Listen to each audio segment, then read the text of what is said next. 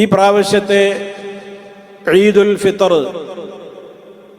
ജുമഅയുടെ ദിവസം പോവാനുള്ള സാധ്യതകൾ കാണുന്നുണ്ട്.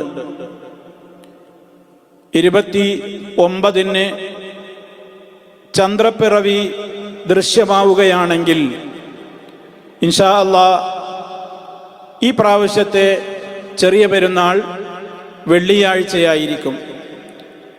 അങ്ങനെ വരുന്ന സന്ദർഭങ്ങളിൽ പല സഹോദരങ്ങളും ഒരു സംശയം ഉന്നയിക്കാറുണ്ട്.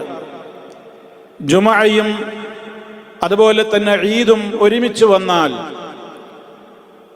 ജുമഅ നിർബന്ധമുണ്ടോ? ജുമഅയിൽ പങ്കെടുക്കൽ ആവശ്യമുണ്ടോ? അതോ ഈദിൻ്റെ ആ ഒരു നിസ്കാരം നിർവഹിക്കുന്നതോടുകൂടി ജുമഅയുടെ ബാധ്യത നമ്മിൽ നിന്ന് മാറിപ്പോകുമോ?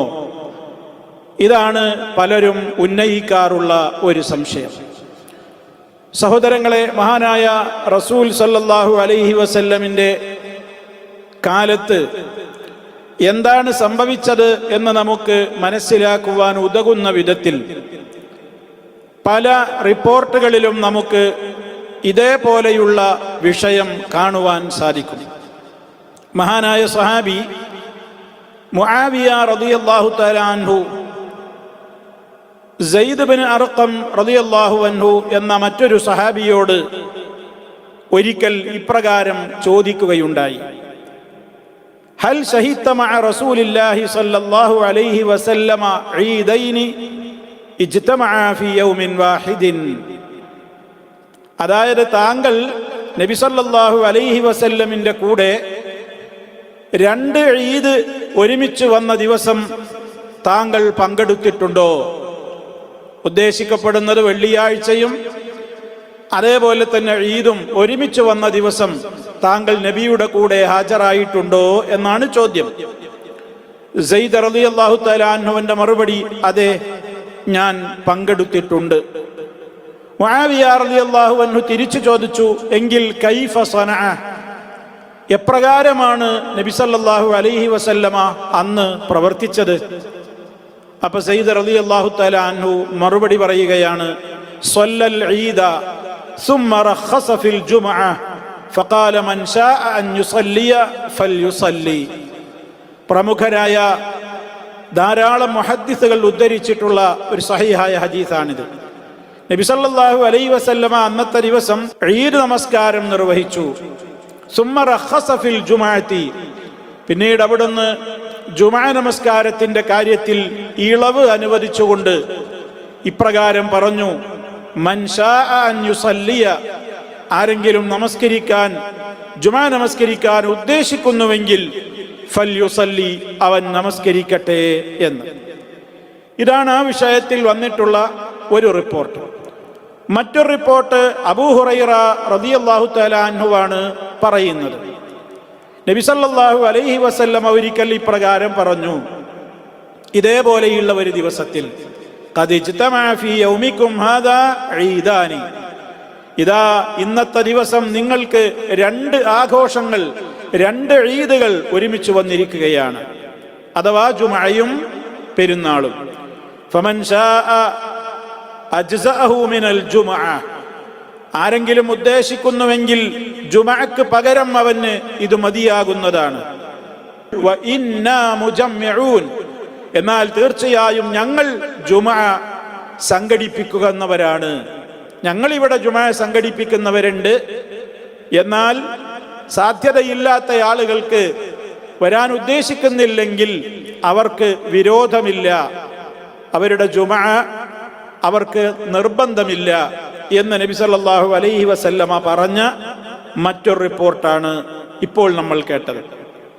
ഇനി അതേപോലെ തന്നെ ഉസ്മാൻ ഇബ്നു അഫ്ഫാൻ റളിയല്ലാഹു അൻഹു, അദ്ദേഹത്തിന്റെ കൂടെ അബൂ ഉബൈദ് റഹ്മത്തുള്ളാഹി അലൈഹി രണ്ട് പെരുന്നാളുകൾക്ക് ഹാജരായ അവസരത്തിൽ, അഥവാ രണ്ട് പെരുന്നാൾ എന്ന് പറഞ്ഞാൽ ഇതേപോലെ ജുമുഅയും ഈദും ഒരുമിച്ച് വന്ന ദിവസം ഉസ്മാൻ ഇബ്നു അഫ്ഫാൻ റളിയല്ലാഹു തആല അൻഹുവിന്റെ കൂടെ മഹാനായ അബൂ ഉബൈദ റളിയല്ലാഹു തആല അൻഹു പറയാണ്: ഞാൻ 2 ഈദുകൾക്ക് ഹാജരായിട്ടുണ്ട് ഉസ്മാൻ ഇബ്നു അഫ്ഫാൻ റളിയല്ലാഹു അൻഹുവിന്റെ കൂടെ.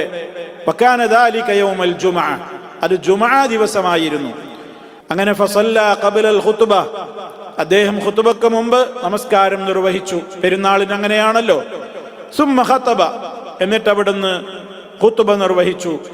ആ ഖുത്ബയിൽ അവിടുന്ന് ഇപ്രകാരം പറഞ്ഞു: യാ അയ്യുഹന്നാസ്, ഹേ ജനങ്ങളെ, ഇന്ന ഹാദാ യൗമുൻ, ഇദാ ഇന്നത്തെ ഈ ദിവസം, ഖദ് ഇജ്തമഅ ലക്കും ഫീഹി ഈദാനി, ഇന്നത്തെ ദിവസം നിങ്ങൾക്ക് 2 പെരുന്നാളുകൾ അഥവാ ജുമുഅയും ഈദും ഒരുമിച്ച് വന്നിരിക്കുകയാണ്. ആകയാൽ ഫമൻ അഹബ്ബ അൻ യന്തളിറൽ ജുമുഅ, ആരെങ്കിലും ജുമുഅ പ്രതീക്ഷിച്ച് ഇവിടെ ഇരിക്കാൻ ഉദ്ദേശിക്കുന്നുവെങ്കിൽ, മിൻ അഹ്ലിൽ അവാലി, മദീനയുടെ അടുത്ത പ്രാന്ത പ്രദേശങ്ങളിലുള്ള ആളുകളൊക്കെ ജുമുഅ ഉദ്ദേശിച്ച് ഇവിടെ ഇരിക്കാൻ ഉദ്ദേശിക്കുന്നുവെങ്കിൽ ഫൽയന്തളിർ, അവൻ ജുമുഅ പ്രതീക്ഷിച്ചിരിക്കട്ടെ. ഇനി അതല്ല, വമൻ അഹബ്ബ, ആരെങ്കിലും ഇഷ്ടപ്പെടുന്നുവെങ്കിൽ അൻ യർജിഅ, മടങ്ങിപ്പോകാനാണ് ഇഷ്ടപ്പെടുന്നത്, ജുമുഅക്ക് ഇരിക്കുന്നില്ല എങ്കിൽ ഫഖദ് അദിൻതു ലഹു, തീർച്ചയായും ഞാൻ അവന് അനുവാദം നൽകിയിരിക്കുന്നു എന്ന്. ഈ ഹദീസ് ഇമാം ബുഖാരി റിപ്പോർട്ട് ചെയ്തിട്ടുള്ളതുമാണ്. ഈ കേട്ട ഹദീസുകളുടെയൊക്കെ വെളിച്ചത്തിൽ ഈ വിഷയത്തിൽ സൗദി അറേബ്യയിലെ പ്രസിദ്ധരായ ഫത്വ ബോർഡ് ലജ്നത്തുദ്ദായിമ അവരോട് ഈ വിഷയത്തിൽ ചോദിക്കപ്പെട്ടപ്പോൾ ഇത്തരത്തിലുള്ള പല തെളിവുകളുടെയും പിൻബലങ്ങളുടെയും അസറുകളുടെയും ഹദീസുകളുടെയും ഒക്കെ കാര്യങ്ങൾ വിശദീകരിച്ചതിന്റെ ശേഷം അവർ ഇപ്രകാരമാണ് ചുരുക്കത്തിൽ ചില കാര്യങ്ങൾ പോയിന്റായി പ്രത്യേകം എടുത്തു പറഞ്ഞത്. നമ്മൾ അത് മനസ്സിലാക്കുക. ഒന്നാമതായി, പെരുന്നാൾ നമസ്കാരത്തിൽ പങ്കെടുത്ത ആളുകൾക്ക് ജുമുഅയിൽ പങ്കെടുക്കൽ നിർബന്ധമില്ല. പ്രത്യേകിച്ചും ദൂരദേശത്തു നിന്നുള്ള ആളുകളൊക്കെ ആണെങ്കിൽ, ഇമാം ഷാഫി റഹ്മത്തുള്ളാഹി അലൈഹി ഒക്കെ ആ വീക്ഷണക്കാരനാണ്. ദൂരദേശത്തു നിന്നുള്ള ആളുകൾക്കാണ് അങ്ങനെ അവർക്ക് അളവുള്ളത്, അവർക്കൊന്നും വരേണ്ടതില്ല, ഏതിലെങ്കിലും ഈ പെരുന്നാളിൽ മാത്രം പങ്കെടുത്താൽ മതി എന്ന വീക്ഷണമാണ് മഹാനായ ഇമാം ഷാഫി റഹ്മത്തുള്ളാഹി അലൈഹിക്കുള്ളത്. എന്നാൽ രണ്ടിലും പങ്കെടുക്കലാണ് കൂടുതൽ പുണ്യകരം, ഉത്തമം എന്ന കാര്യത്തിൽ തർക്കമില്ല. ഒരാൾ പെരുന്നാൾ നമസ്കാരം നിർവഹിച്ചു, ഇനിയിപ്പോൾ അയാൾക്ക് ജുമുഅക്ക് വരണമെങ്കിൽ കുറെ ദൂരെയാണ്, അല്ലെങ്കിൽ അയാൾ ജുമുഅക്ക് വരാൻ എന്തെങ്കിലുമൊക്കെ അയാൾക്ക് കുറച്ചൊക്കെ പ്രയാസങ്ങളുണ്ട് എങ്കിൽ മറ്റ് ദിവസങ്ങളെ പോലെയല്ല ജുമുഅ ആ വ്യക്തിയെ സംബന്ധിച്ചിടത്തോളം, പെരുന്നാളിന്റെ നിസ്കാരത്തിൽ പങ്കെടുത്ത ഒരു വ്യക്തിയെ സംബന്ധിച്ചിടത്തോളം ജുമുഅ സാധാരണ വെള്ളിയാഴ്ചകളിലെ പോലെ അയാൾക്ക് നിർബന്ധമില്ല. എന്നാൽ അതിന്റെ അർത്ഥം അയാൾ ഇങ്ങനെ മടിപിടിച്ച് വീട്ടിലിരിക്കണമെന്നാണോ? അല്ല. അയാളുടെ അടുത്ത് പള്ളികളുണ്ട്, സൗകര്യം ഉണ്ടെങ്കിൽ അയാൾ ജുമുഅക്കും പോകൽ തന്നെയാണ് ഉത്തമം. ഇന്നത്തെ കാലഘട്ടം അങ്ങനെയാണ്. മുഴത്തിന് പള്ളികൾ, ഓരോരുത്തരുടെയും താമസ സൗകര്യങ്ങൾക്ക് അടുത്ത് തന്നെ പള്ളികളുണ്ട്, ജുമുഅ അവിടെ നടക്കുന്നുണ്ട്. അത്തരം ഘട്ടങ്ങളിൽ ആ ജുമുഅയിൽ കൂടി പങ്കെടുക്കലാണ്, രണ്ടും നിർവഹിക്കലാണ് പുണ്യകരം. ഈ കാര്യമാണ് ഒന്നാമതായി അവർ എടുത്തു പറഞ്ഞത്. രണ്ടാമതായി എടുത്തു പറഞ്ഞത്, ഇത് പെരുന്നാൾ നമസ്കാരത്തിൽ പങ്കെടുത്തവർക്ക് മാത്രമാണ് ഈ ഇളവ്. ആരെങ്കിലും വ്യക്തികൾ പെരുന്നാൾ നമസ്കാരത്തിൽ പങ്കെടുത്തിട്ടില്ലെങ്കിൽ അവരെ സംബന്ധിച്ചിടത്തോളം അവർക്ക് ജുമുഅ നിർബന്ധം തന്നെയാണ്. അപ്പൊ പെരുന്നാൾ നമസ്കാരത്തിൽ പങ്കെടുത്തിട്ടുള്ള ആളുകൾക്ക് മാത്രമാണ് ഇങ്ങനെ ഒരു ജുമുഅയുടെ കാര്യത്തിൽ ഇളവ് അനുവദിക്കപ്പെട്ടിട്ടുള്ളത്.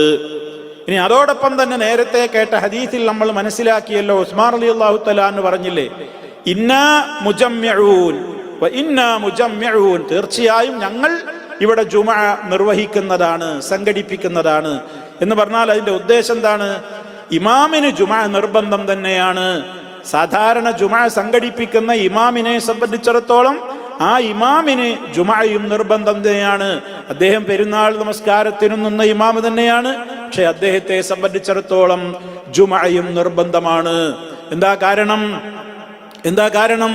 പെരുന്നാളിന്റെ ആ നമസ്കാരത്തിൽ പങ്കെടുക്കാത്ത ആളുകൾക്കും അതേപോലെ തന്നെ ഏറ്റവും കൂടുതൽ ശ്രേഷ്ഠകരമാണല്ലോ രണ്ടിലും പങ്കെടുക്കൽ എന്ന നിലക്ക് വരാൻ ഉദ്ദേശിക്കുന്നവർക്കും വേണ്ടി ജുമുഅ അവിടെ സാധാരണ പോലെ തന്നെ സംഘടിപ്പിക്കപ്പെടേണ്ടതുണ്ട്.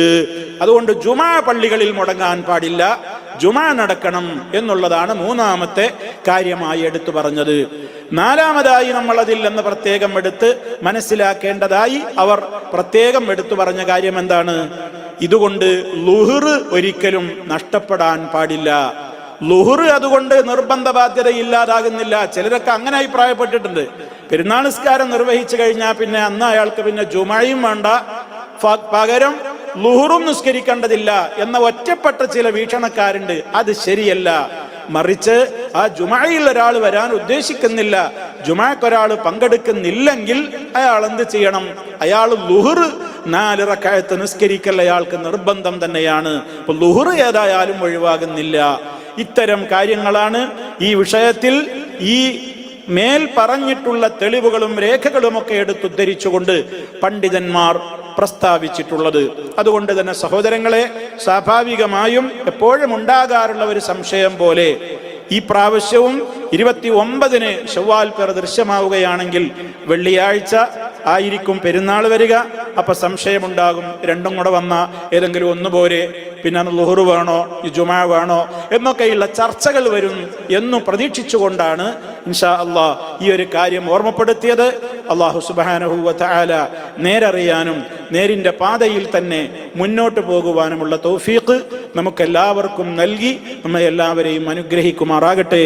വിശുദ്ധ റമളാനിന്റെ ഈ അവസാന ഘട്ടത്തിൽ എത്തി നിൽക്കുന്ന ഈ വേളയിൽ നമ്മുടെ കർമ്മങ്ങളെല്ലാം സർവന്യൂനതകളിൽ നിന്നും മുക്തമായ നിലക്ക് റഹ്മാനായ റബ്ബ് കബൂൽ ചെയ്ത് സ്വർഗാവകാശികളിൽ ഉൾപ്പെടുത്തി നരകാവകാശികളുടെ ലിസ്റ്റിൽ നിന്ന് നമ്മുടെ പേര് ഒഴിവാക്കി മോചനം നൽകിയവരുടെ കൂട്ടത്തിൽ നമ്മെ ഏവരെയും ഉൾപ്പെടുത്തി അനുഗ്രഹിക്കുമാറാകട്ടെ.